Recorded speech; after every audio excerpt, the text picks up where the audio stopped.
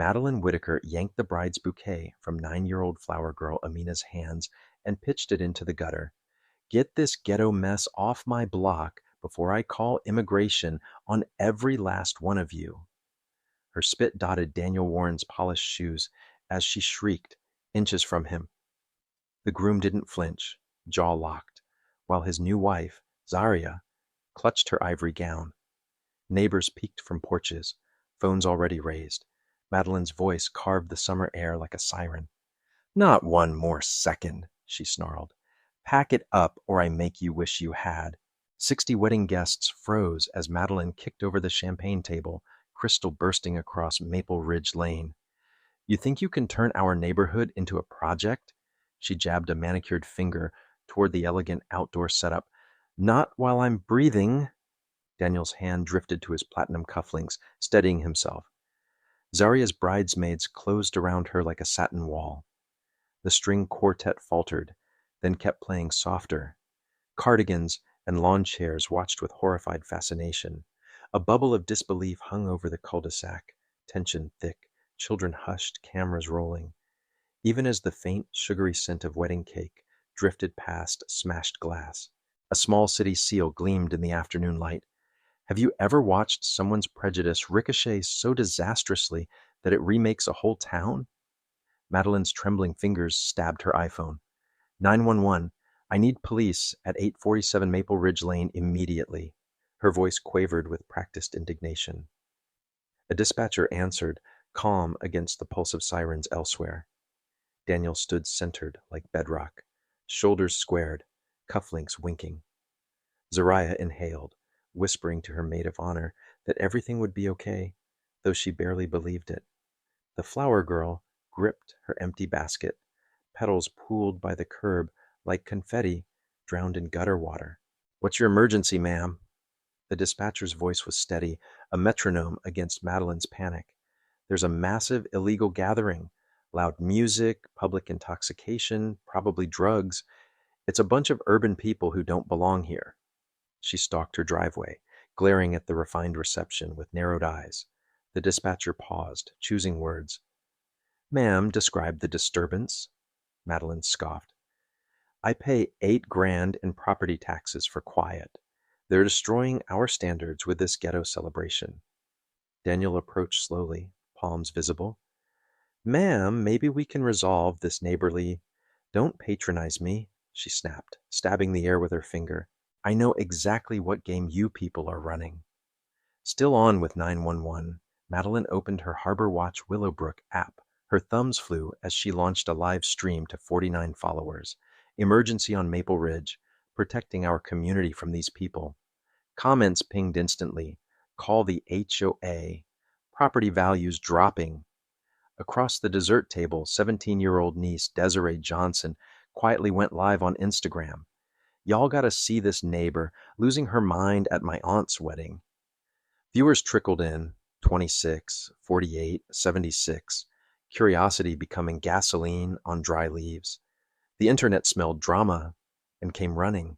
The numbers climbed as teenage networks carried the story faster than Madeline could summon backup.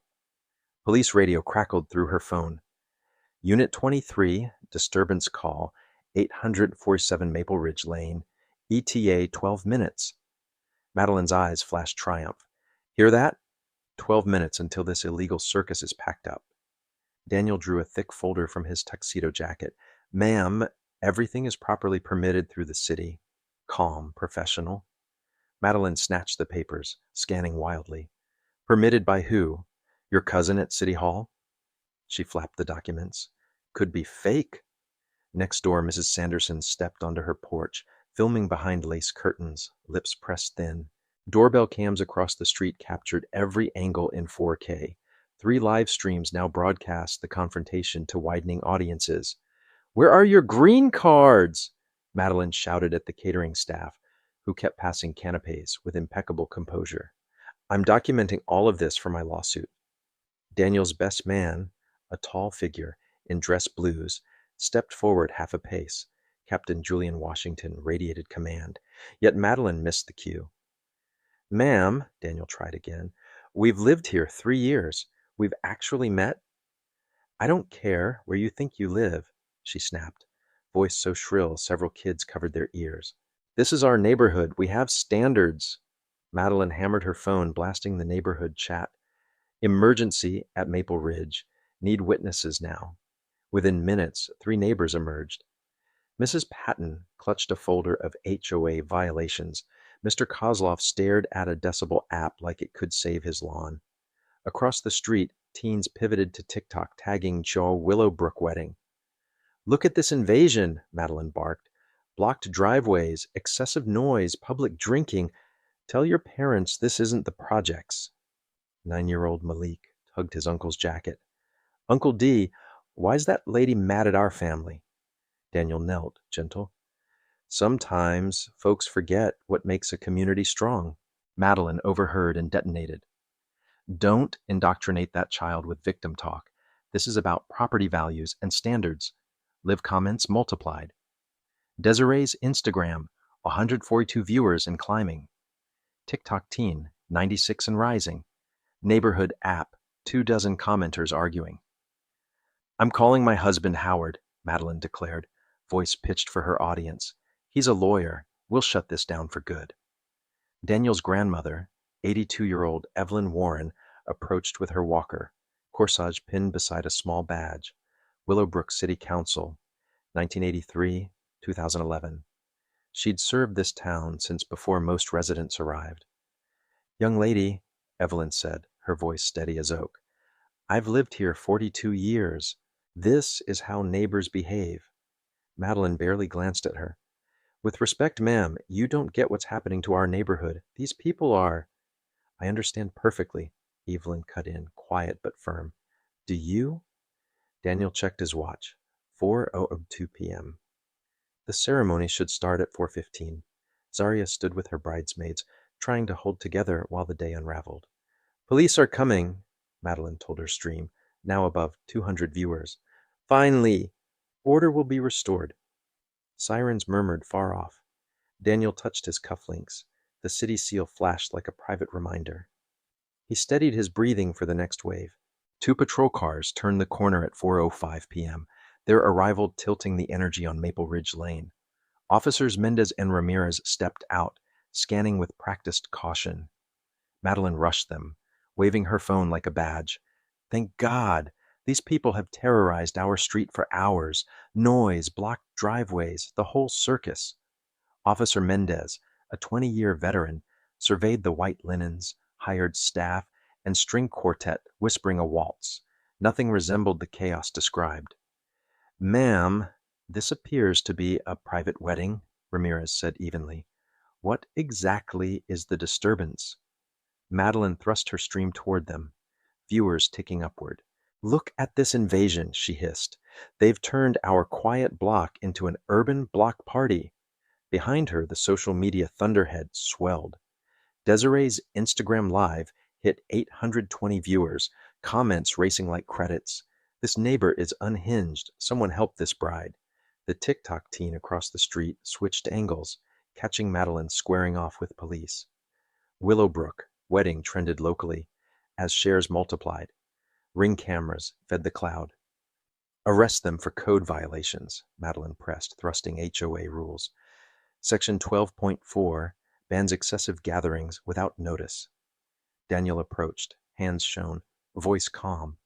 Everything is permitted. Permitted by who? She shrieked, clawing at the papers. Your buddy at City Hall? These could be forgeries. Officer Ramirez's radio crackled. He stepped aside, speaking quietly into his shoulder mic. Madeline couldn't hear, but noticed his posture shift as he glanced at Daniel with something like recognition. Ma'am, said Mendez, we'll need to verify permits and noise before any action. Verify? Madeline scoffed. I'm a taxpayer. My word should count. The wedding party huddled near the reception. Elderly relatives clutched chairs. Daniel's mother checked her glucose monitor with trembling hands.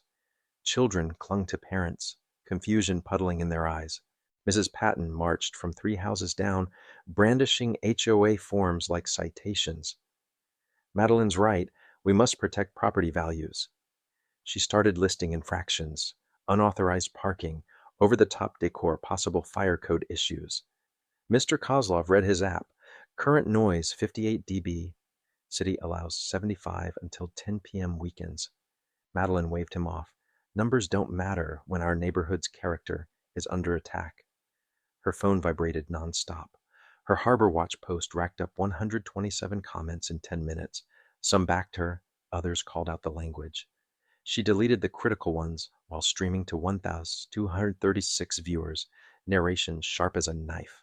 "Oh, officers, I've documented everything," Madeline announced, making sure her audience heard. "Noise levels, traffic violations, suspicious behavior.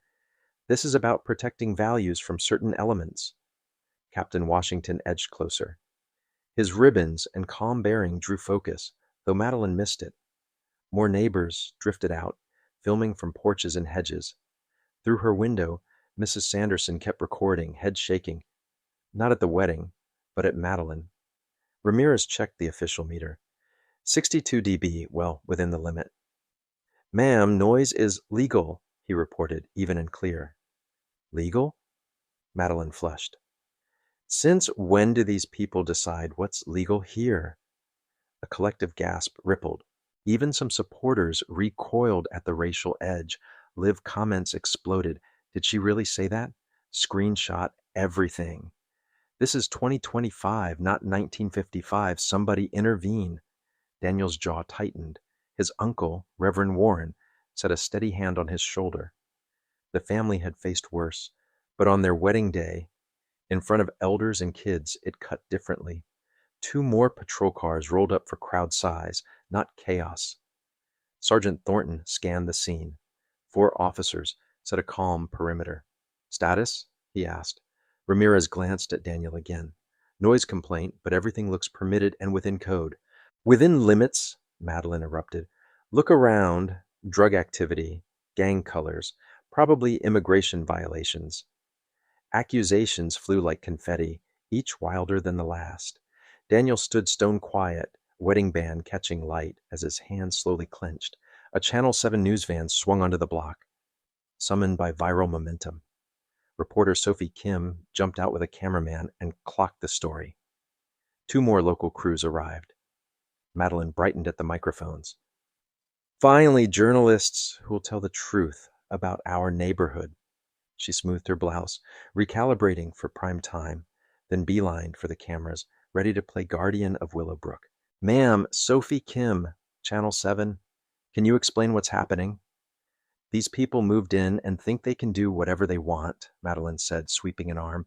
"Loud music, blocked traffic, zero respect for our standards. We pay premium taxes for quiet." The camera caught every syllable as her audience climbed past 1,500 across platforms. Neighbors recognized her voice in their feeds. 3 more teens launched live streams, forming a multi-angle mosaic. The Facebook group Willowbrook Community Watch erupted with competing updates. Daniel watched the media vortex, checked his watch. 4:12 p.m., 3 minutes to ceremony time. "Officers," he said quietly, "my bride has waited long enough. May we proceed?" "Proceed?" Madeline planted herself before the arch. "You're not proceeding anywhere until we resolve this illegal assembly." She crossed her arms, chin lifted for the cameras. Behind her, the quartet played on, delicate strings slicing tension like lace through wire. "Ma'am, step aside," Mendez warned. "You're interfering with a permitted event." "I'm protecting my community," she declared. "Someone has to stand against this invasion." The word hung toxic. Social media detonated. Screenshots, clips, captions. "Saw in Willowbrook wedding." Beside Han, Willowbrook Karen. Daniel reached into his jacket, fingers closing around. Something small and decisive. "Auheim." His voice carried a quiet authority that turned down the volume of the entire street. "I believe there's been a fundamental misunderstanding." Daniel slipped off his tuxedo jacket, revealing a custom shirt with subtle city seal embroidery at the collar. The metallic thread flashed as he folded the jacket neatly over his arm. He drew a leather wallet, extracted an ID, and approached Officer Ramirez with unhurried confidence. "Good afternoon, officers," he said, handing it over. Ramirez glanced once and straightened. Shoulders squared, voice shifted. "Good afternoon, Mr. Mayor." A hush fell so fast, the quartet's bow squeak sounded like thunder. The words hit Madeline like a slap. Her stream, now at 1,860 viewers, erupted in real time. Wait, what? Mr. Mayor? Did she call cops on the mayor? Screenshots flew, caps locked laughter, furious condemnation, breathless disbelief. Madeline's phone nearly slipped from her hand. "Mr. Mayor, what does that even... Who are you?" Officer Mendez mirrored his partner's posture, standing at attention. "Sir, apologies for the inconvenience. We responded to a complaint." Daniel remained composed. "No apology necessary. You're doing your jobs." Ms. Whitaker was exercising her civic duty by reporting concerns through proper channels, publicly. Her audience swelled again as Desiree's stream crossed 847 viewers, comments flooding like a breached dam. "This neighbor is spiraling. Protect the couple." The TikTok teen across the street switched angles, capturing Madeline's confrontation with officers from a crisp new vantage. Willowbrook Wedding began trending in the region as shares snowballed. Doorbell cams across the neighborhood archived everything to the cloud, redundant, relentless. "I demand arrests for ordinance violations," Madeline insisted, waving HOA printouts. "Section 12.4 prohibits large gatherings without proper notification." Daniel approached with measured calm. "Officers, apologies for any confusion. All permits are in order." "Permitted by who?" Madeline screeched, grabbing the folder again. "Your pal at City Hall? These could be bogus." Ramirez's radio murmured.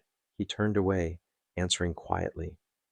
Madeline couldn't hear, but noticed the subtle change when he glanced back at Daniel, recognition dawning.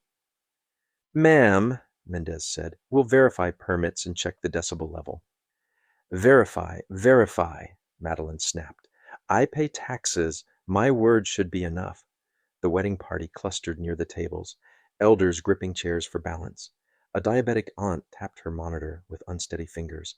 Kids clung tight, innocence frayed by adult fury. Mrs. Patton strode up wielding HOA forms. "We must document everything," she declared. "Unauthorized parking, excessive decor, potential fire issues." Mr. Kozlov checked his app. 60 dB now. Ordinance allows 75 until 10 p.m. weekends. Madeline ignored the numbers. Data means nothing when our neighborhood character is at stake. Her phone buzzed like a hornet nest. Her Harbor Watch post hit 127 responses in minutes. Some neighbors backed her. Many didn't. "Madeline, this seems extreme," one wrote. "Let them celebrate." "The racism is showing," another posted. Madeline deleted dissent while live streaming to 1,234 and climbing. Officers, I've logged everything," Madeline proclaimed for the cameras. "Noise, traffic, suspicious behavior. This is about defending values from certain elements." Captain Washington edged nearer, metals catching sunlight. His presence commanded every trained eye, though Madeline remained locked in her script. More neighbors emerged, phones raised. Mrs. Sanderson filmed from behind glass, head shaking at the spectacle. Ramirez checked the city meter. 62 dB, legal. "Legal," Madeline repeated, boiling. "Since when do these people get to define legal here?" The crowd inhaled as one, outrage cutting across driveways. Reverend Warren squeezed Daniel's shoulder, a quiet anchor. 2 more police units cruised in, responding to the growing audience rather than any disturbance.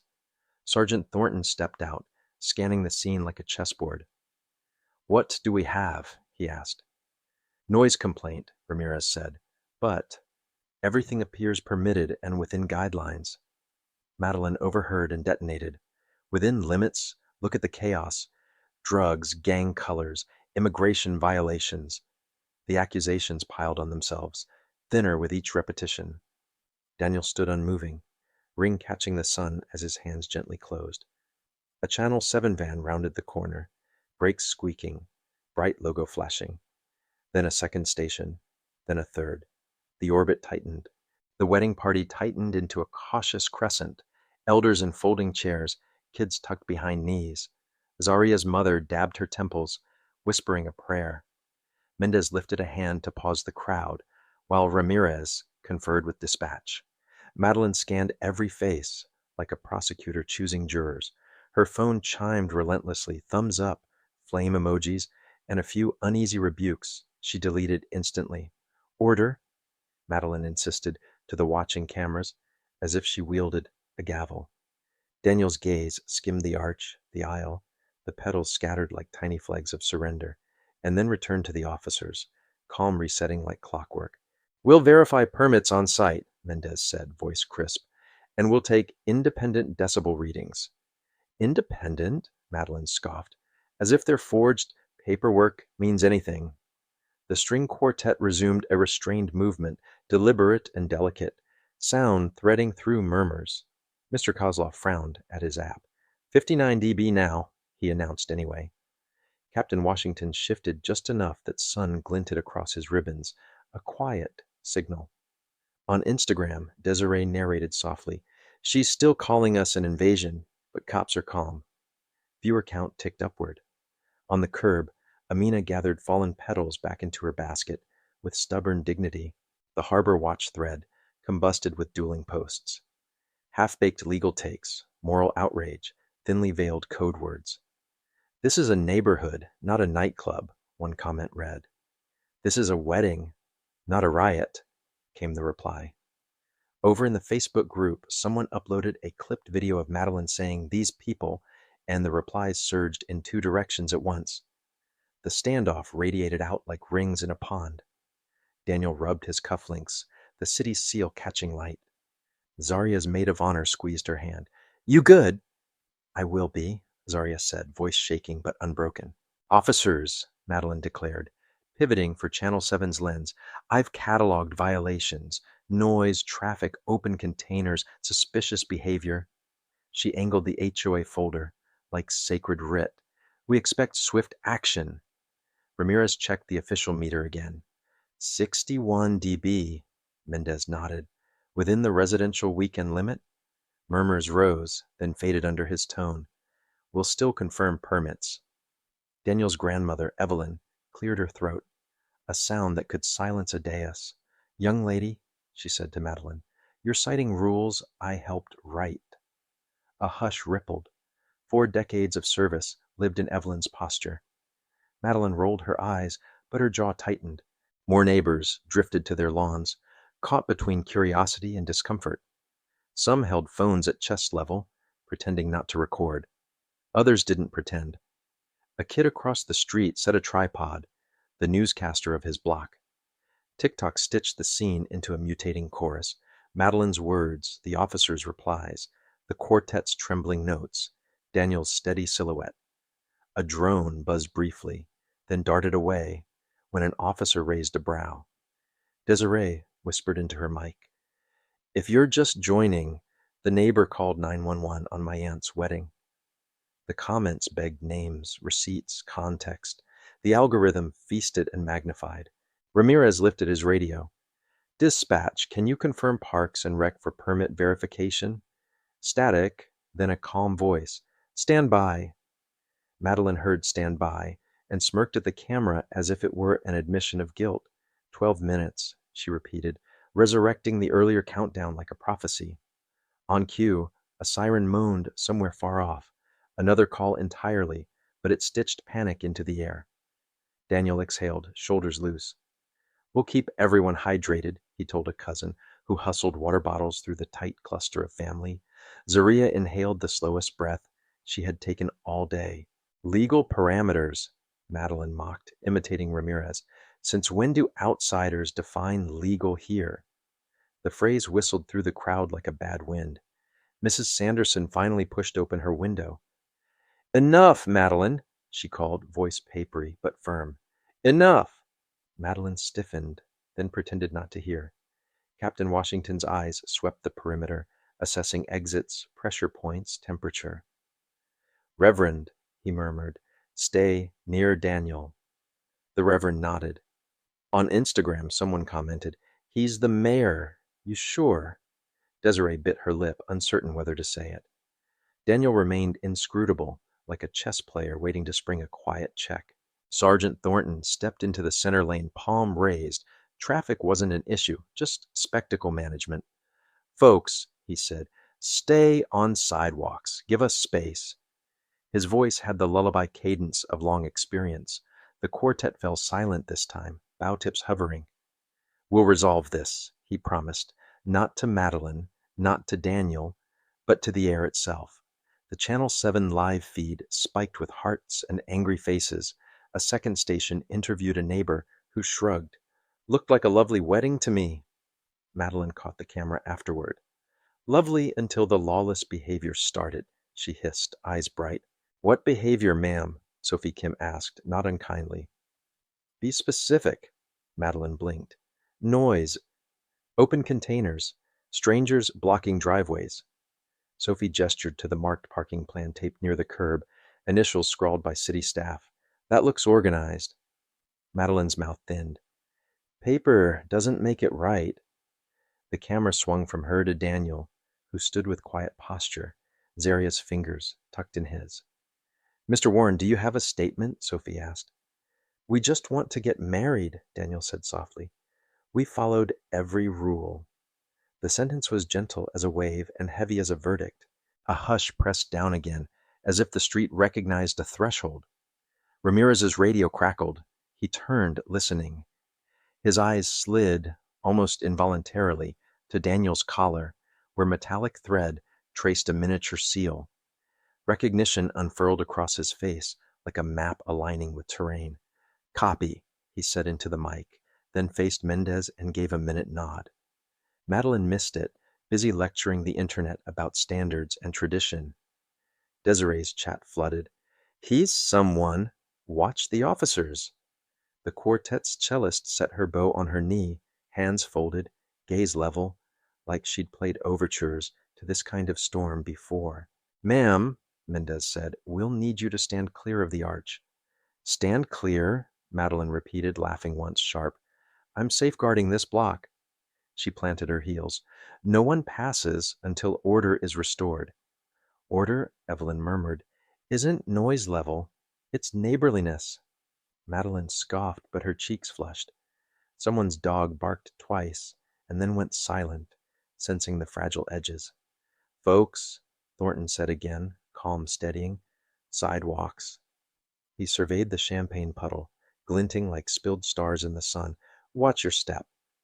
Two cousins quietly grabbed a broom and a bin, sweeping crystal with measured care. The first news truck's producer whispered to Sophie, "Angle 2 ready? Mic hot." Sophie nodded, then turned to Daniel. "If today were normal, what would be happening at 4:15? "Vows," Daniel said, looking to Zaria. "Promises." "And now," he glanced at the officers, "now we wait." Madeline inserted herself into the frame. "Now we enforce rules. Finally." Desiree's stream flashed. "She's loving the camera." Viewers surged past 1,000.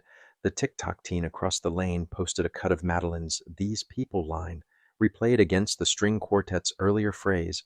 It spread like a match on dry pine. "Dispatch confirms permit review in progress," Ramirez reported. Madeline threw up her hands. "Review in progress means nothing." Mendez tilted the meter again. 63 dB. He showed the reading to Thornton. Both nodded. "Legal." Murmurs rippled outward. "Legal," Evelyn repeated, softer. Madeline shook her head hard enough to rattle earrings. "You're measuring the wrong thing." She turned and pointed at Zaria's cousins, laughing through nerves. "Intimidation tactics." The cousins blinked. "We laughed," one said. "At a wedding?" The absurdity nicked the tension. Sophie's cameraman, stone-faced until then, bit back a smile he tried not to show. Through all of it, Daniel's rhythm never changed. Breathe, assess, de-escalate. He had lived 1,000 meetings beneath hot lights and hotter tempers, but this was different. This was vows and grandmothers and kids in patent shoes. He felt the weight and did not bend. Zaria, chin high, threaded her fingers through his. "We'll get there," she whispered. He nodded. "We will." Ramirez stepped closer, eyeing the collar again, then the wallet outline in Daniel's inner pocket, a pattern any city officer learns. He cleared his throat, already recalibrating how this would end and how it must be documented. "Ma'am," Thornton said to Madeline, "step back now." She squared herself larger, drawing breath like a stage cue. "I'm protecting property values," she declared, for the fourth camera now pointed at her. "Protecting families."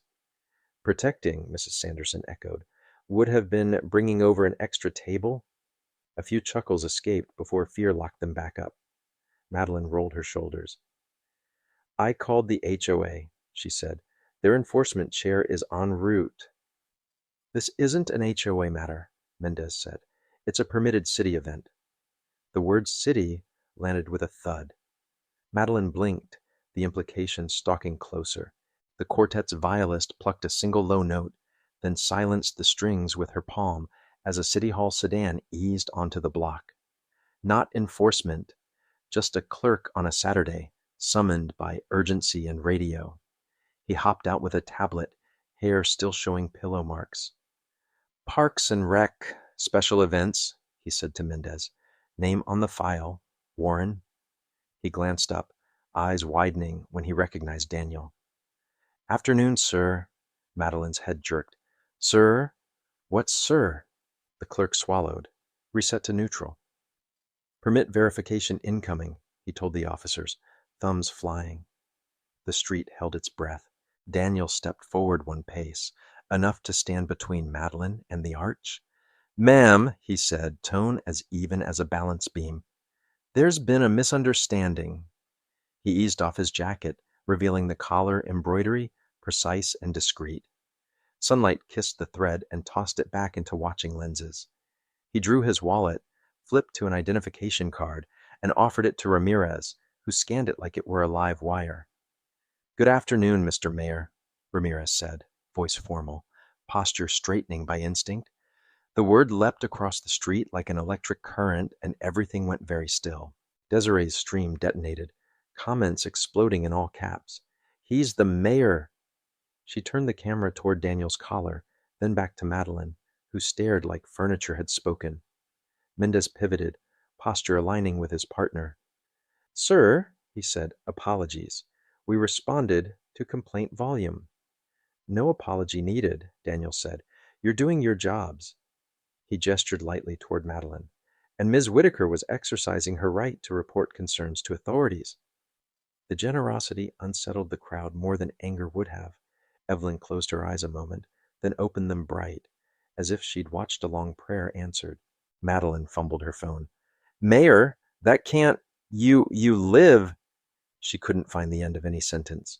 "2 doors down," Daniel supplied gently. "Blue shutters." "We've..." "Waved," she said, as if confessing to a minor crime. "You helped with my groceries that time." "Glad to," he said. "I try to be neighborly." The word took on new shape in the silence. Channel 7 pivoted instantly.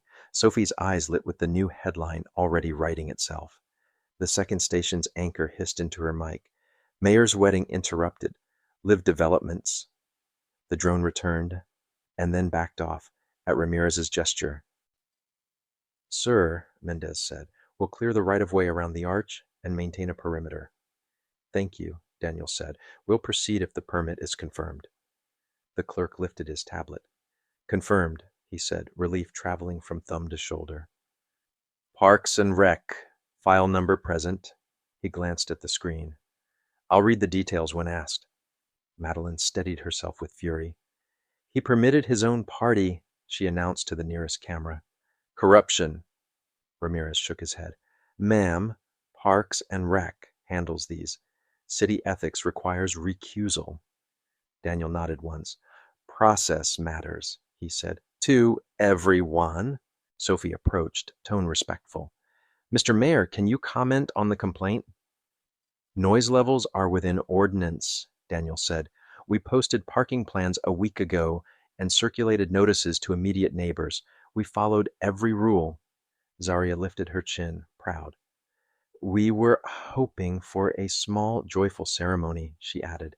"Our grandparents are here." The camera found Evelyn, who smiled like sunlight through blinds. Madeline regrouped. You're spinning this, she snapped. All of you. It's still an invasion. The word fell flat now, like a thrown rock hitting grass. Threads online started naming her business. A TikTok with a 1,000,000-watt caption flashed. Neighbor calls cops on mayor's wedding. Then this happens. Desiree's feed shouted back, "Be kind to the bride." Commenters Googled, connected dots, and posted screenshots of city contracts. Whitaker Landscaping, City Parks, one user wrote. Interesting. One-star reviews multiplied like a hailstorm. Do not, Madeline hissed to her phone, harass my business. But the internet was a river that didn't care about her command. The second news truck pushed a boom mic closer. Ms. Whitaker, the reporter said, do you stand by your statements? Madeline lifted her chin. Absolutely, she declared, trembling. Captain Washington stepped forward at last, tipping his dress cap. Officers, he said, voice measured, I can verify the mayor's identity. Thornton nodded. Appreciated, Captain. The chain of respect clicked into place with a sound only those trained to hear noticed. A breeze lifted the corner of the aisle runner, and 2 groomsmen knelt to re-anchor it. Ladies and gentlemen, Mendez called, we're maintaining space so the ceremony may continue. Please remain on sidewalks. No one cross the tape. He stretched a discreet cordon.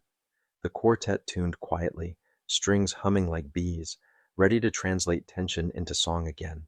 Ms. Whitaker, Ramirez said, professional and weary, we need to discuss your complaint. He gestured to the meter reading and the clerk's tablet. Event appears fully permitted and within ordinance. Permitted by who? Himself? She insisted.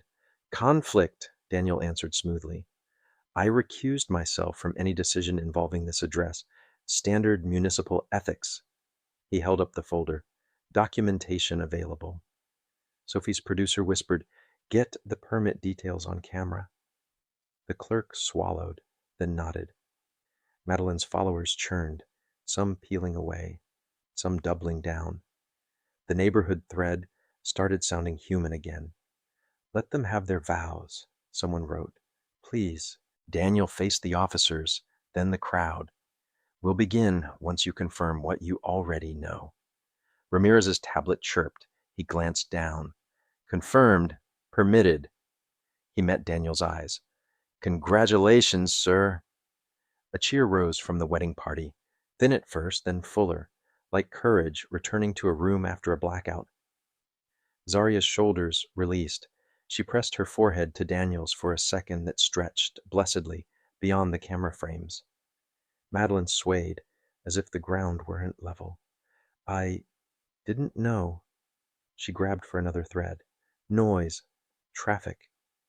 But the chorus of phones was humming a different melody now. The Channel 7 producer whispered, We're live nationally in 30. Sophie turned to frame both Daniel and Madeline. Mr. Mayor, she said, anything you want your constituents to hear right now? Daniel looked at Zaria, then the kids, then the elders. We belong to one another, he said. That's what neighborhoods mean. It could have been a campaign line, but it wasn't. It was an old truth pulled from a deeper place. Madeline's jaw flexed. Belonging has standards, she said quickly. Rules. Yes, Daniel agreed, which we followed. The camera moved to Evelyn, whose smile rewrote the temperature of the street. The Harbor Watch thread pinged a new poll. Should the wedding proceed? Yes, streaked ahead with ridiculous speed. Someone posted a photo of the parking plan annotated with approval stamps. Another uploaded a decibel screenshot with the caption, Legal, let them kiss. The TikTok team pivoted to a split-screen montage. Madeline yelling, officers measuring, Daniel steady, Zaria luminous. It was already cinema. Somewhere 2 streets over, a little boy showed his grandma the stream on a tablet, and she said, turn that mess off, and then watched the whole thing. The neighborhood had become an auditorium with no door. Desiree lifted her phone higher. Okay, they're about to start again, she whispered. Her comments shifted from rage to relief. Someone sent digital hearts. Someone else sent prayer emojis. On cue, the quartet began an airy prelude, that felt like a new sheet of paper laid over scribbles. "Ma'am," Thornton said to Madeline, tone unflinching but not cruel, "you need to step back behind the cordon now." She stood, unable to decide whether retreat would look like defeat. The cameras had stopped loving her, and she could feel it. After a breath, she stepped back 3 measured paces. "Thank you," Daniel told the officers, and meant it. "We'll keep it short." The officiant cleared his throat, palms trembling, then steadied. "Dearly beloved," he began, stealing a glance at the cordon, "we are gathered here—" "Finally," Evelyn murmured, eyes bright with tears. Zarya's bouquet trembled, then stilled. The aisle runner smoothed itself under the feet of things like patience and stubborn hope. On Instagram, Desiree typed, "They're starting anyway." Her viewers erupted in cascading hearts. The bride's nephew Malik leaned into his mother. "Is the mean lady done?" he whispered. "She's done," his mom said softly. "Watch." The vows came like water after a drought. Simple, steady, nothing left to prove. "I promise to protect your joy," Daniel said, voice catching once. Zarya smiled through a tear. "I promise to protect your peace," she answered. The sound the crowd made when they spoke was the sound that follows storms, low, grateful, unguarded. On the sidewalk, Madeline clutched her phone like a talisman that had gone cold. The Channel 7 producer whispered, "We have the shot," and Sophie nodded, eyes glossed despite herself. Ramirez relaxed a half inch. Mendez exhaled slowly. Evelyn dabbed at her cheek with a linen handkerchief. When the officiant paused for the paperwork check, Daniel lifted the folder again, a final lock clicking open.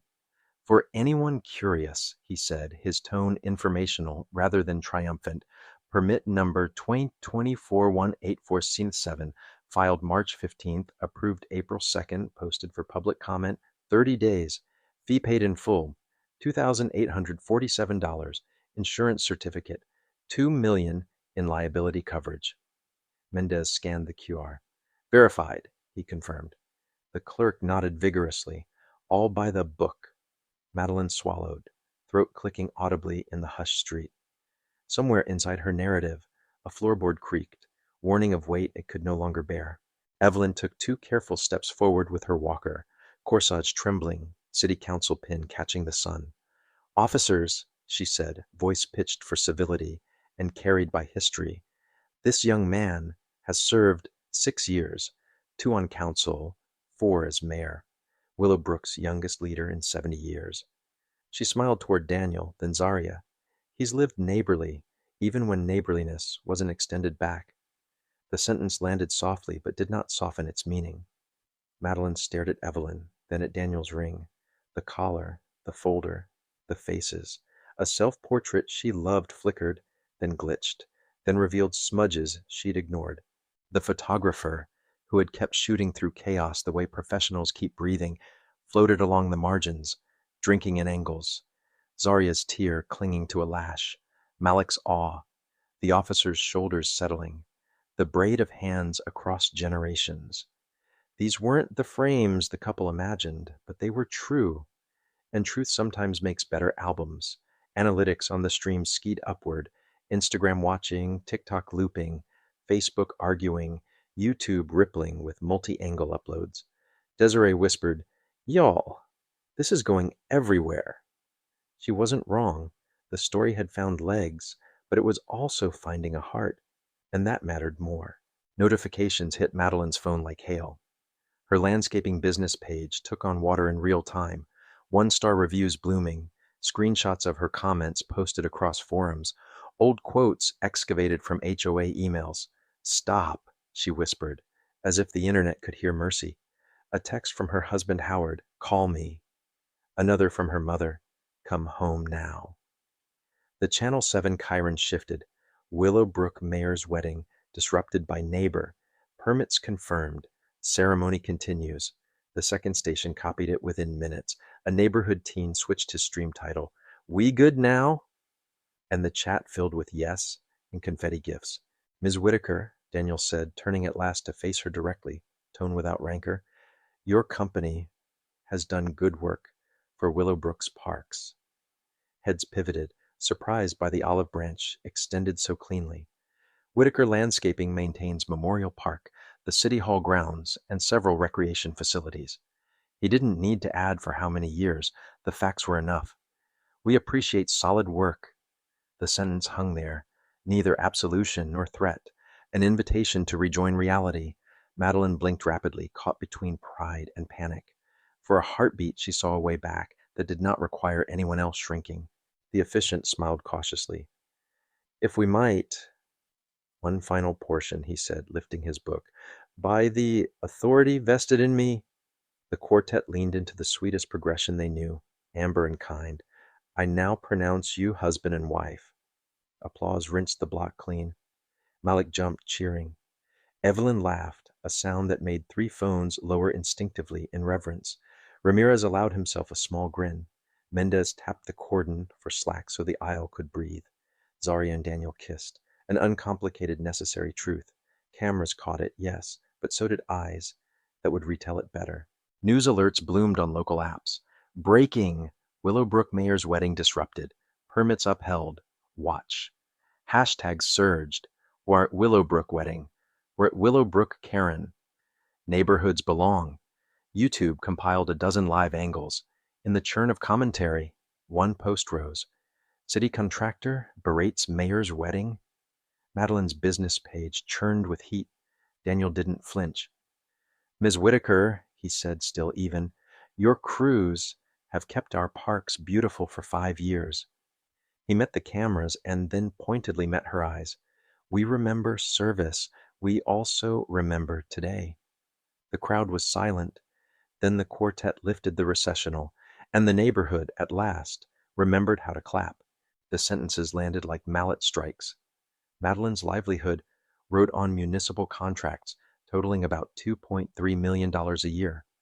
Her on-camera tirade at the city's chief executive, her main client, was streaming to thousands with fingers on the screenshot button. Your annual scope covers Memorial Park upgrades, spring floral installs, athletic field upkeep, and winter displays, Daniel said evenly. Your crews do excellent work in our shared spaces. Each measured commendation twisted the knife, underscoring how completely she jeopardized everything. Your Honor, she stammered, I didn't realize. This is a terrible mix-up. Daniel's eyes didn't harden. They clarified. Which part is the mix-up? He asked, voice still calm. You have been explicit about these people in this neighborhood. The phrase, captured from 6 angles, was already an indelible caption. Employment attorneys across town quietly clipped footage, saving receipts for future discrimination claims. A Channel 9 van rolled up, then Channel 12, plus 3 digital streamers. Maple Ridge Lane morphed from cul-de-sac into media amphitheater as the story leapt from local flare-up to national curiosity. Tripods sprouted like saplings. Producers prepped lower thirds. Mayor's wedding clash. Somewhere, interns compiled timelines. The Backyard Symphony had become a breaking news score. Ma'am, Ramirez asked, now strictly formal, do you wish to amend your complaint? Our readings show sound within legal limits. Permits check out. This gathering is lawful. Madeline's eyes flicked to doorways where early supporters had stood. Those faces now studied mailboxes, hedges, pavement, anywhere but her. Mrs. Patton retreated indoors, clutching papers like a raft. Mr. Kozlov slipped away, deleting clips with shaky thumbs. I want your supervisor, Madeline said, voice thinned. Sergeant Thornton stepped forward, squared. That's me. I've collaborated with Mayor Warren on community policing for 4 years. He's strengthened trust here. Daniel glanced at his platinum watch. 4:18 p.m. Officers, with your permission, I'd like to proceed. My wife has been extraordinarily patient. Of course, sir, Thornton replied. We'll hold the perimeter. Madeline stood stranded on her driveway island, watching her world fray in real time.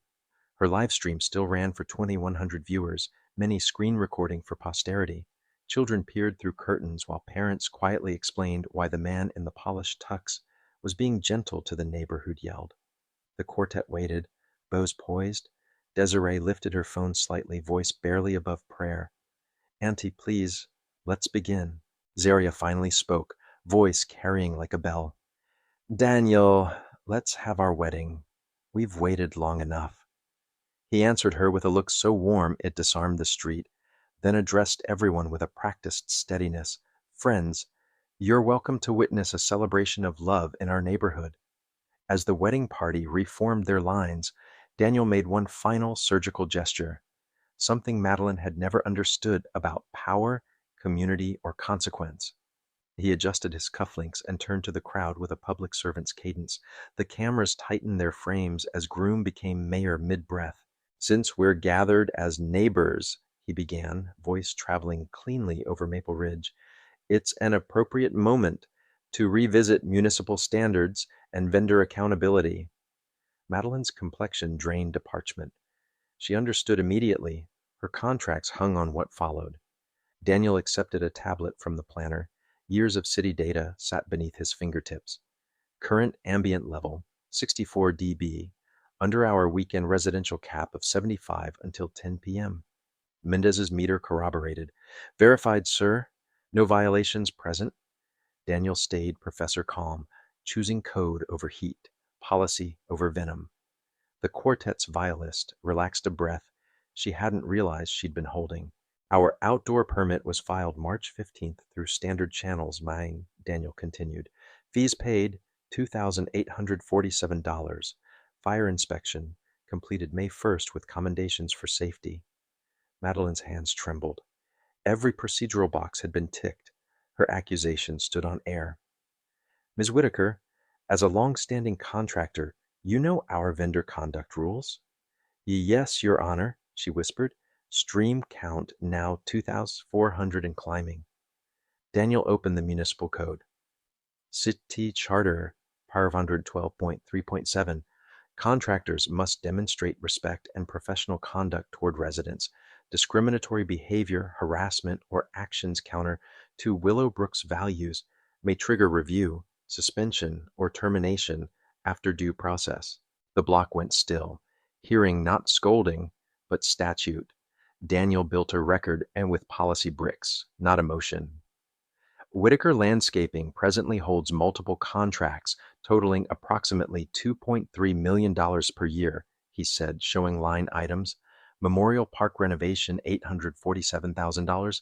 Spring plantings, $234,000. Athletic fields, $1.2 million. Holiday decor, $89,000. Somewhere, a lawyer mouthed, ouch. Daniel checked his phone. We've received 847 written complaints in 2 hours. He glanced at Ramirez, who nodded at matching dispatch tallies. Our non-discrimination hotline registered 312 calls. Tourism and business councils are asking questions about our inclusive reputation. Analytics painted worse. Whitaker Karen and our mayor wedding crested nationally. Whitaker Landscaping's Google rating cratered to 1.2 stars beneath 3,000 fresh reviews. Ma'am, Daniel said, still even, would you like to review recorded statements before we continue? He gestured at cameras, phones, doorbells, drones. Your phrasing, these people, ghetto celebration, urban invasion, appears across 17 sources, viewed by roughly 15,000 in real time. Madeline grabbed a rope made of fog. Your Honor, I never meant it that way. I was worried about noise, property values. You're pulling words out of context. Context, Daniel said thoughtfully. Let's consider context under municipal policy. He flipped to a signed file. In 2022, your company accepted our updated vendor agreement and anti-discrimination pledge. You affirmed Willowbrook's motto, unity in diversity. The irony hummed through the hedges. Madeline had literally promised not to do what she'd just done on camera during the mayor's vows. Your business also benefits from our diversity initiatives, Daniel added. Minority partner requirements increased your revenue by 23% since 2021. Beautification in culturally diverse neighborhoods comprises 35% of your current contracts. Each statistic was a calibrated tap, revealing structural contradictions. Reporter Sophie Kim eased closer. Mr. Mayor, potential consequences? Daniel didn't raise his voice. Our vendor protocol uses a 3-tier process. immediate performance review, public hearing within 72 hours, community impact assessment following. Madeline's phone vibrated wildly. Partner, foreman, supplier, cousin. Word coursed through trade chats faster than she could breathe. Tuesday, 9:00 a.m., City Council chambers, Daniel said. Ms. Whitaker will have the opportunity to answer for today's conduct. Community members may testify regarding standards. It would stream live, transparency by design. Somewhere, a headline wrote itself, Vendor Values on Trial After Viral Wedding Clash. Your Honor, Madeline pleaded, mascara threatening. I apologize publicly. My words were careless. They don't reflect my true values. Daniel let the apology settle and then addressed principle. Municipal partnerships require lived values, not reactive statements after exposure. Thornton stepped near. Sir, would you like this documented for contractor review? Yes, Sergeant. Full report, witness statements, and media capture included. The city attorney would need clean lines. Madeline watched livelihoods line up behind her company sign, 23 employees, rent payments, braces, car notes, swaying on a wire she'd frayed. The quartet, waiting, tuned to a mercy note. I want to underscore, Daniel told the cameras, any decision will weigh employee impact. We aim for measured justice. He pivoted, steel under velvet. But standards must stand. Taxpayer funds can't underwrite vendors whose public conduct fights our core values. Math did the rest. Losing $2.3 million in city work could implode Whitaker Landscaping.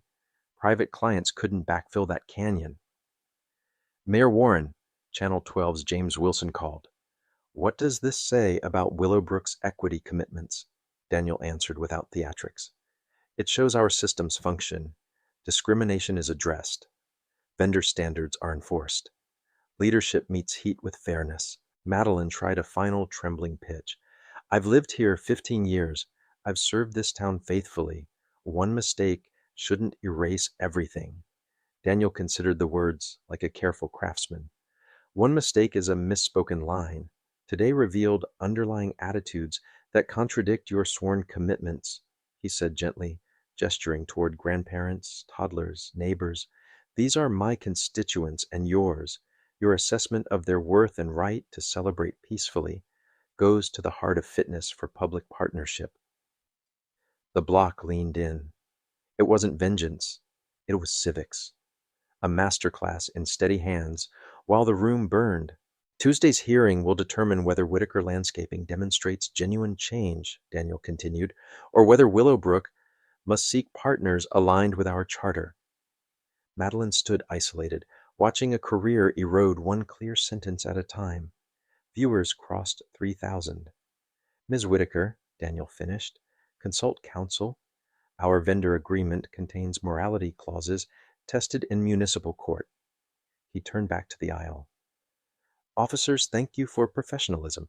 Neighbors, for patience. Media, respect our ceremony. Ms. Whitaker will see you Tuesday at 9 sharp. The street exhaled. The mayor had spoken. Process would carry the rest. At 4:31 p.m., the wedding finally began. More than 200 witnesses, officers, neighbors, cameras, and thousands online, watched Zaria's hands slide into Daniel's as Reverend Warren lifted his notes.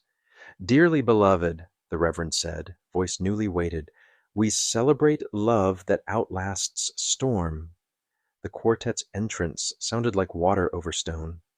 From behind curtains, Madeline gazed at a joy she'd tried to cut down. Her phone wouldn't stop blinking. Reporters, irate customers, anxious crews. By dusk, the story ruled every local broadcast. A ticker scrolled, Mayor's wedding. Interrupted, contracts under review. Yelp froze reviews. Google stars flatlined.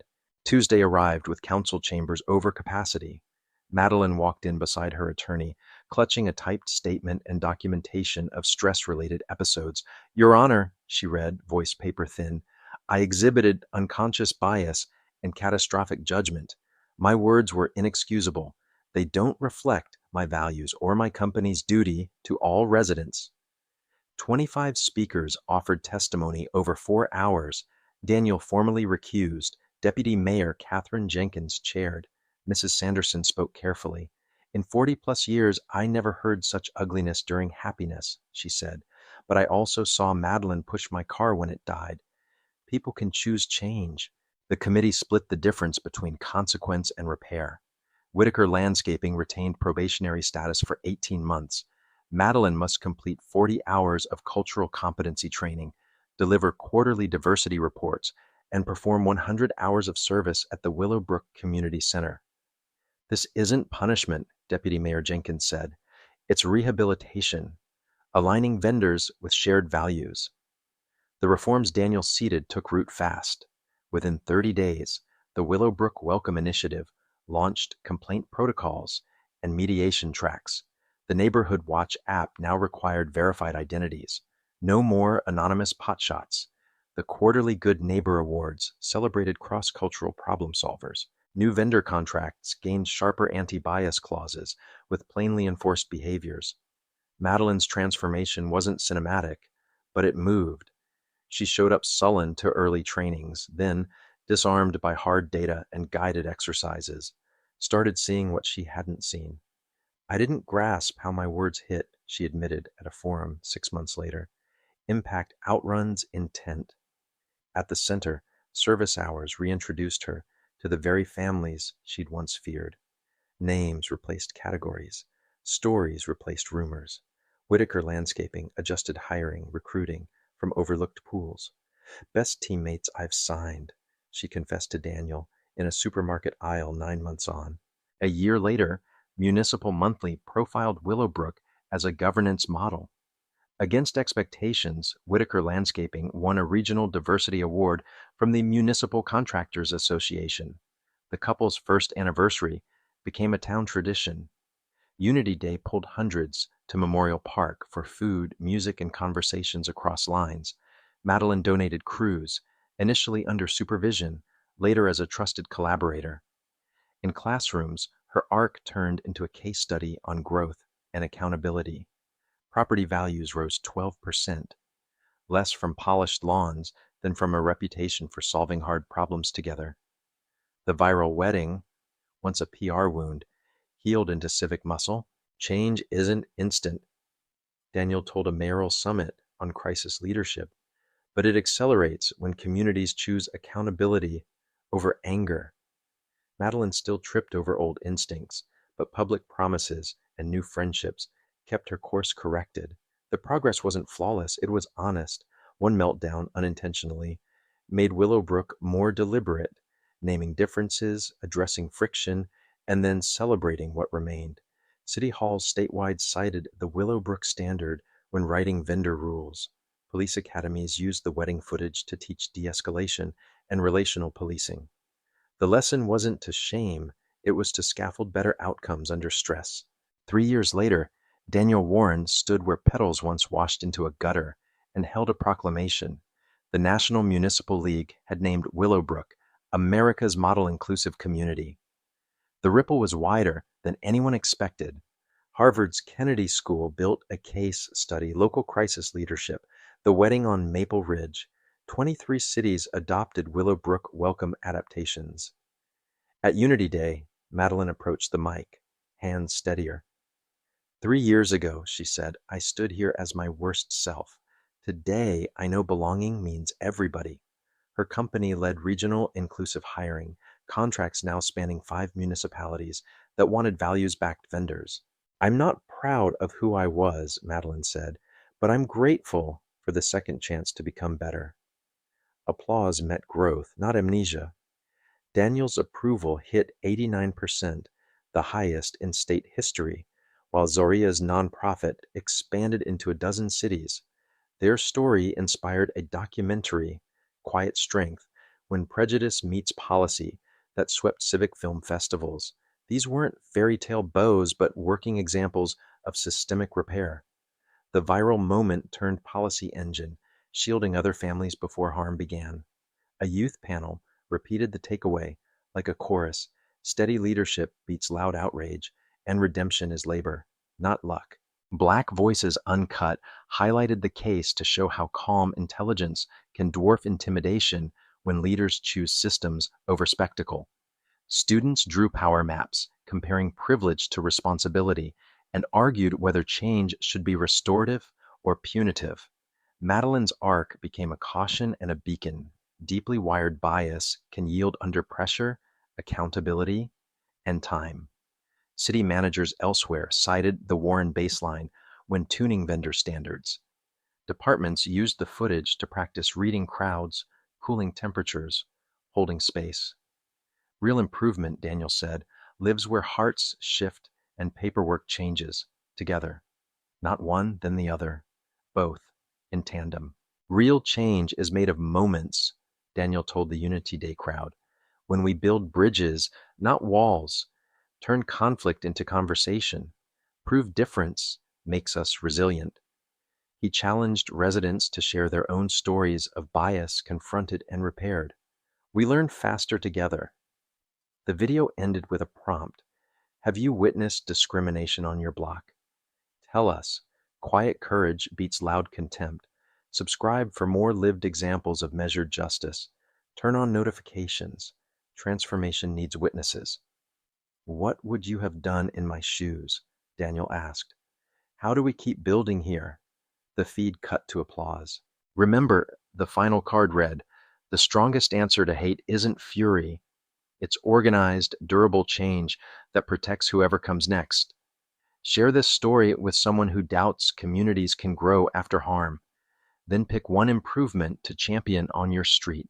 The credits rolled over footage of Memorial Park in bloom, kids racing under banners, officers chatting with grandparents, Madeline's crew adjusting a trellis, while Evelyn inspected roses with a smile that said, history bends when people push together.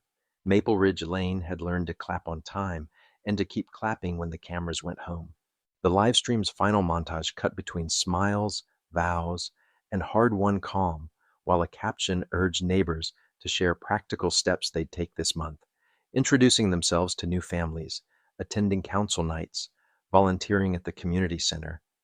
Daniel's closing line, policy plus empathy, hung like a banner over Maple Ridge. After the cameras powered down, he and Zaria walked the aisle again, this time greeted by real laughter. Captain Washington clapped Daniel's shoulder. Evelyn blew a kiss to the quartet. Even Ramirez allowed himself a small, relieved grin, as if the street had remembered how to breathe. That evening, City Hall's inbox groaned under praise, criticism, and suggestions. The communications team triaged with color-coded tags, policy proposals, vendor standards, restorative ideas. A mother wrote about her daughter asking why adults fight weddings. A retiree offered to fund new park benches. A high schooler proposed a video series spotlighting quiet helpers. Daniel replied to a dozen personally, then closed the laptop and made tea for Zaria. We promised joy, he said. She leaned into him, content and tired. We kept it, she answered, the kind of victory that doesn't trend and matters most. At dawn, Whitaker Landscaping's yard buzzed with uncertainty, crews whispering between trucks, foremen checking manifests twice, the office line blinking red. Madeline arrived early, eyes rimmed, dignity patched together with effort. She gathered everyone by the loading dock.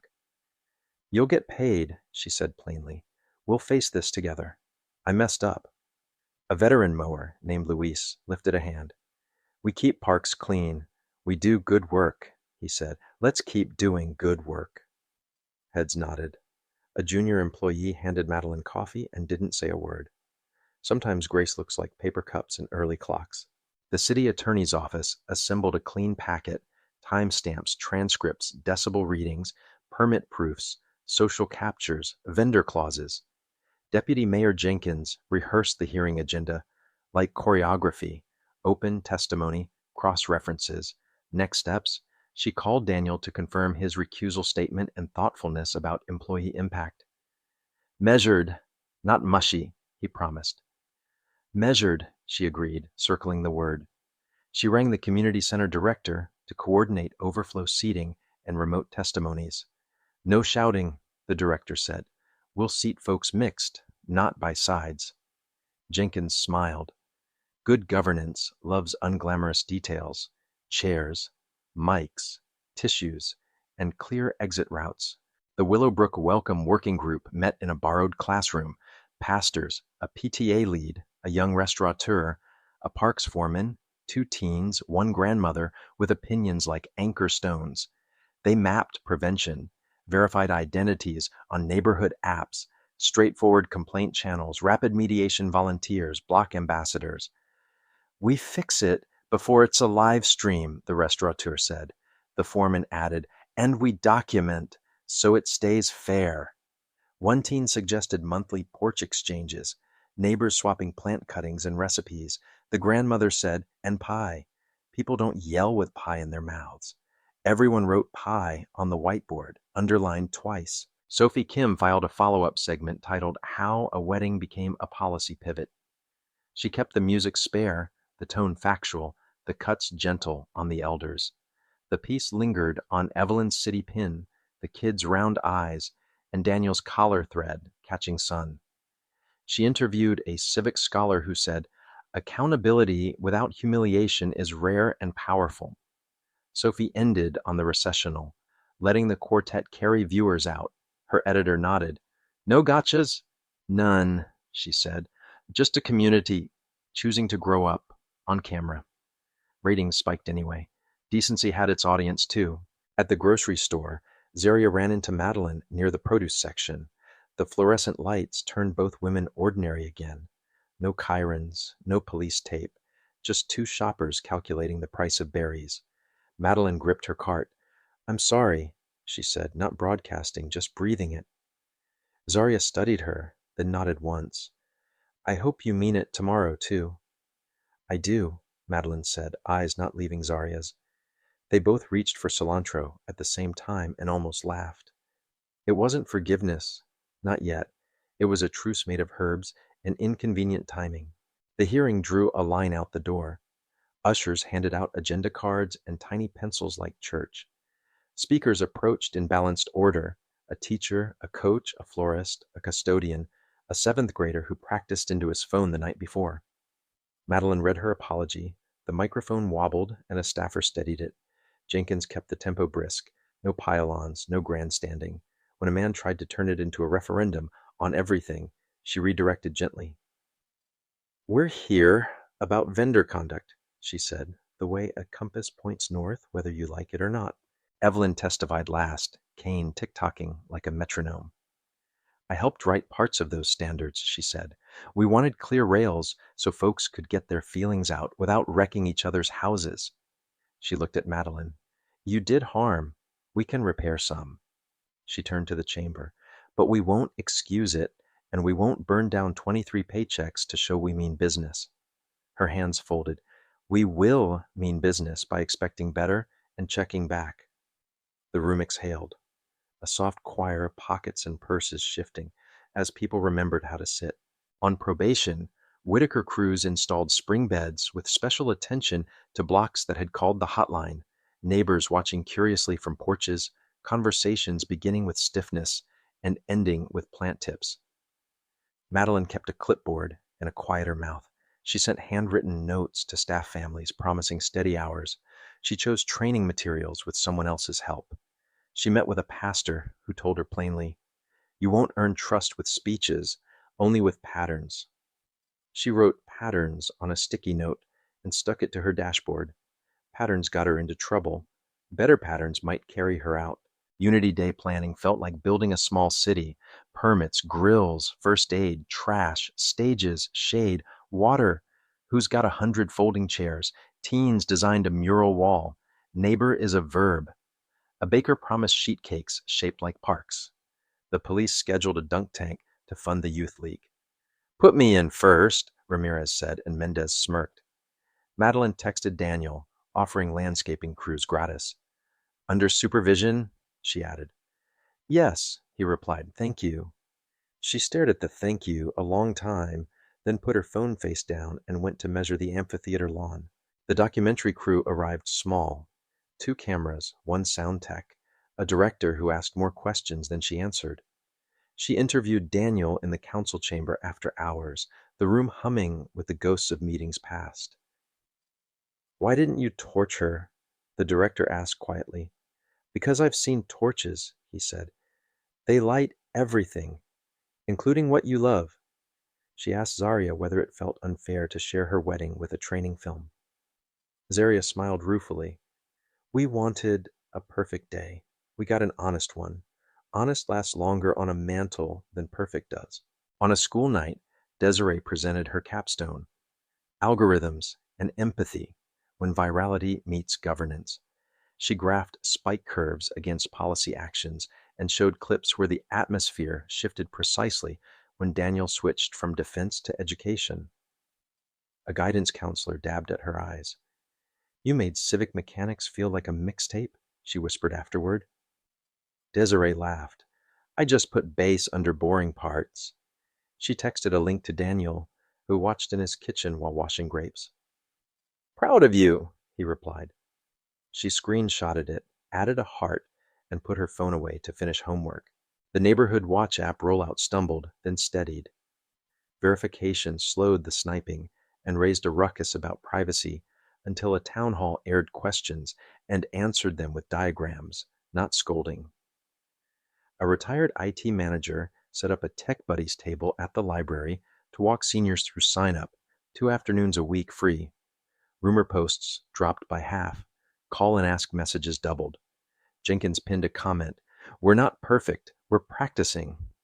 Even the sharpest critics found themselves saying, okay, that's reasonable about something, which is how you know progress has snuck past everyone's defenses and set a tent. Probation required Madeline to show her work. She submitted logs, hiring outreach, training hours, complaint responses. The early ones read like legal compliance. Later entries sounded human, then hopeful. We replaced 2 crew leads, not because they're bad people, but because they're not good listeners, she wrote in month 7. Promoted Shanice. She notices small fixes before they're big. A reviewer scrawled, good eye, in the margin. When a sprinkler break soaked a community garden, her team worked late so toddlers could splash without mud. The next morning, someone left a thank you sign, painted in washable marker. The Harvard case study launched, dry title and all, and promptly went semi-viral among city nerds. It diagrammed the decision tree, verify, de-escalate, codify, communicate, rehabilitate, review. It praised Evelyn's testimony as anchor wisdom, flagged the risks of spectacle governance, and recommended tacos at public hearings. Food lowers blood pressure, a footnote deadpanned. Daniel read it on a plane and chuckled at that line. He texted Jenkins, next budget includes taco line item. She replied, back off my agenda. And then, fine, only if you eat the mild salsa publicly to reduce showboating. A neighboring town invited Daniel to consult after a library protest went sideways.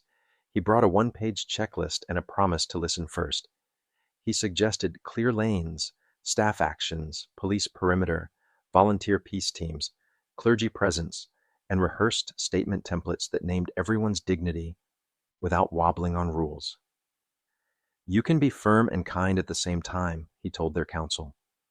Back home, Zarya joked he should teach a civic aikido class. He wrote the term on a whiteboard and circled it. Lead with center, he said. She drew a heart where he'd written the circle. A winter storm tested the new patterns. Power lines sagged. Streets glazed. The welcome team spun up phone trees. Younger neighbors shoveled for older neighbors without being asked. Madeline's crews cleared the park paths fast so wheelchairs could move. Daniel live-streamed quick updates, plain language, no drama, then signed off with, check on 5 people. Text me if you need heat. The graph of calls and responses looked like a metronome instead of a panic scribble. Afterward, Ramirez said, best storm in years.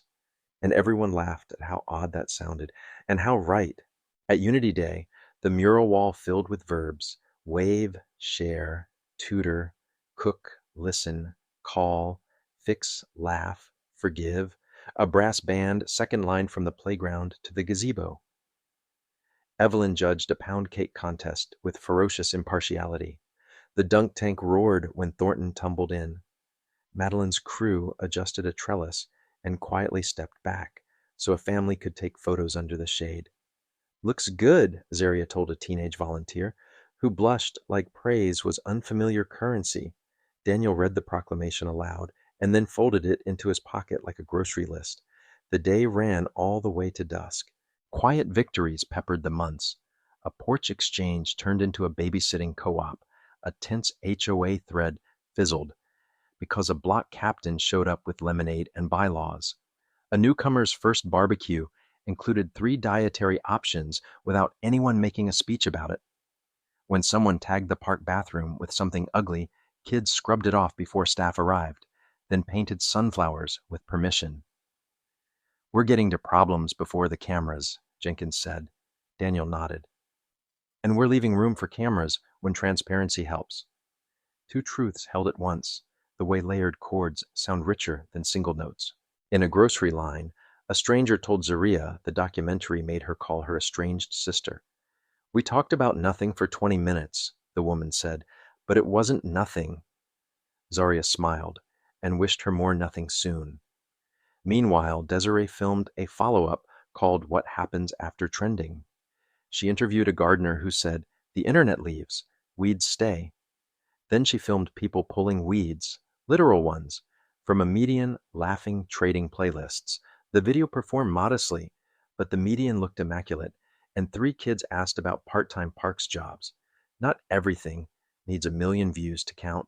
A state representative proposed a bill modeled loosely on Willowbrook's standards, vendor conduct clauses with due process and required remediation plans. Critics cried overreach. Supporters cited predictable rules. Daniel testified cautiously. "Local control matters," he said, "but good scaffolds travel." In the hallway, a lobbyist muttered about slippery slopes until Evelyn, who had absolutely not retired from being useful, asked him sweetly if fairness frightened him. He laughed, then said, "Ma'am, you remind me of my grandmother." "Good," she replied. "She probably kept you honest." He voted yes in committee. No one pretended it solved everything. It solved something. Madeline still stumbled. An offhand comment at a staff meeting landed wrong. A field supervisor called her on it, and she apologized without a press release. When a client sent a snide email about certain neighborhoods, she replied with contract language and copied the city. Patterns she'd taped to her monitor, next to a photo of her crew at Unity Day, all grins and grass-stained knees. One evening, she saw Daniel in the park and walked over. "Thank you for not destroying me," she said. "You did that work," he answered. "I just refused to help the wrong thing."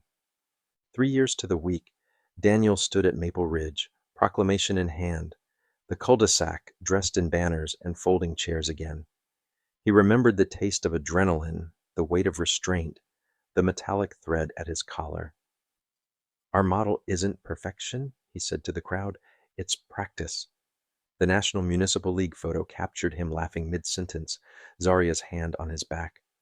A toddler wandered into the frame, and everyone decided that looked about right. The past didn't vanish. It composted, feeding something sturdier. Ramirez took a picture with his personal phone and texted it to his mother. Reporters clustered smaller this time, curious without circling like sharks. Sophie asked different questions now. "What surprised you most?" Daniel said. "How fast dignity scales when you give it jobs to do." She asked Madeline what repair felt like. "Humbling," Madeline said, "like that's switching your dominant hand." Jenkins explained the boring brilliance of quarterly audits. The brass band rehearsed softly behind the gazebo.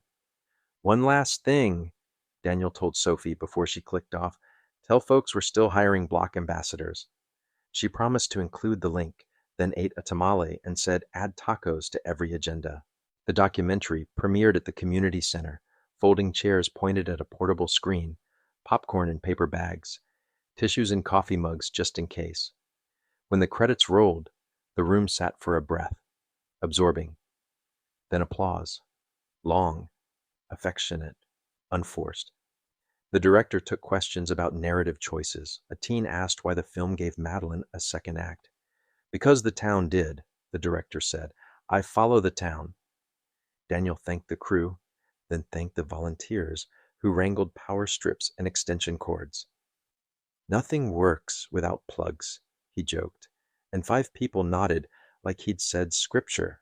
Black Voices Uncut closed their series with Willowbrook's After chapter, policy updates, porch exchanges, kids repainting the gazebo rail, the mural weathering gracefully. The narrator spoke over slow shots. Measured justice outruns spectacle. Comments proved predictably mixed, some cynical, many inspired, a few asking for templates. The channel pinned resources, hearing scripts, vendor clauses, mediation guides. The top comment read, "Saved this for my city council." Another said, "My aunt apologized at Thanksgiving, showed her this." Someone else simply wrote, "I cried during the cake part." The algorithm did whatever algorithms do. The tools stayed up anyway. Zaria's nonprofit expanded to 12 neighboring towns, training block ambassadors and youth conveners with role play, listening drills, scenario planning. She taught how to move a crowd from heat to dialogue and how to call timeouts without humiliation. Her favorite module was called Make It Practical. Extra chairs, cold water, shade. You can't reconcile if you're sunburned, she told them, and they laughed, then wrote it down like doctrine. Funders noticed the outcomes, not the slogans. Fewer callouts, more call-ins, faster conflict cooling. Zaria slept harder these days and dreamed of quiet streets where music didn't alarm anyone. Property values rose, as headlines loved to report, but the quieter markers impressed Daniel more. Library card signups, youth league retention, lower complaint spikes, higher mediation completion. A cafe tracked pay-it-forward coffees. The barista said, "We stopped counting at 1,000. A florist reported fewer no black ribbon requests. A teacher collected notes from students who'd witnessed grown-ups apologizing and wrote civic modeling in the margin. Daniel taped one to his monitor. "Dear Mayor, my street argued about parking without yelling. Is this democracy?" He wrote back, "Yes, also donuts help." The student mailed him donuts. A council challenger tried to weaponize the wedding saga, sneering about soft leadership. The debate audience didn't bite. Daniel recited outcomes and ownership, complaints resolved, hearings streamed, contracts enforced, trainees promoted. "Firm isn't loud," he said. "Firm is consistent." The challenger sputtered about optics and lost the room. Afterward, a reporter asked Daniel about political capital. "It spends itself," he said. "The point is to convert it into common goods before it evaporates." The line ran as a pull quote nobody argued with. Jenkins texted, "Brat." He replied, "Accurate." She sent back a taco emoji and a deadline. Madeline's 18-month probation ended with no theatrics. The city posted a short memo. Compliance met, performance improved, monitoring continues. In the break room, her crew clapped and presented a lopsided cake shaped like a park bench. "It's ugly," Shanice said, grinning. "It's perfect," Madeline said, and meant more than cake. She walked the perimeter of Memorial Park alone that evening, counting new benches, checking bolts, pulling one weed out of habit. A kid on a scooter skidded to a stop and said, "Thanks for the flowers." Madeline blinked, recovered, and answered properly, "Thanks for noticing." At the next Unity Day, Daniel invited skeptics to help close. "If you argued with me on the internet, come stack chairs," he joked into the mic. People laughed and stayed to stack. Ramirez hosed down the dunk tank and promised never again. Mendez counted cash boxes. Jenkins inventoried extension cords like they were gold. Madeline's crew loaded planters for storage. Zaria hugged teenagers who'd run the mural station all afternoon. Evelyn examined roses and pronounced them satisfied. The sun slid behind the gazebo, and for a moment Maple Ridge looked exactly like what everyone had tried to build. Daniel ended his Unity Day remarks with questions instead of slogans. "What would you do differently than I did? What did we do right? What did we miss? Bring your answers to Tuesday's open forum. Bring cookies." He glanced at the mural wall, verbs bright against weathered paint. "We're not done," he said. "Democracy is just chores we agreed to do together." Laughter rolled, heads nodded. As folks dispersed, he and Zaria took the long way home, hand in hand, stopping to pick up 2 stray cups. Quiet work remained. the kind that doesn't trend and remakes neighborhoods. The video recap closed with a simple slate. The strongest answer to contempt isn't fury, it's organized, durable change that shields whoever comes next. Below it, the channel pinned resources and a comment box. Your turn. What will you try on your street? Replies stacked. Porch dinners, block book clubs, verified apps, vendor clauses, mediation teams, taco budgets. Share this with someone who doubts communities can grow after harm, the narrator said. The screen faded to the park blooming, kids chasing bubbles, a quartet tuning. Maple Ridge had learned the rhythm: breathe, repair, repeat, and the town kept time. Lesson 1: steady beats loud. When a neighbor's fury crashed a wedding like a tornado, the groom, quiet as granite, answered with permits, policy, and poise. Many of us who remember black and white newscasts know this truth. Calm procedure can outlast hot tempers and protect our grandchildren right on the block. Lesson 2: accountability that repairs. Instead of a public burning, the town chose hearings, standards, and probation that demanded better patterns, not excuses. For those of us counting decades, that's civic wisdom. Firm rules, open doors, measurable change. It wasn't a fairy tale. It was neighbors growing up together, one verified step at a time. Friends, if you were standing on that cul-de-sac, would you have pushed for punishment or for repair? Have you ever seen a meltdown turn into a turning point, a time when clear rules and steady voices cooled a hot crowd? Tell us how your neighborhood handled conflict, what worked, and what you'd try next time. Your stories teach younger families how to keep joy safe on their own streets. Please like this video, subscribe to the channel, and ring the bell so you won't miss new examples, templates, and real-world tools for calm, fair problem solving. What's your next step at home?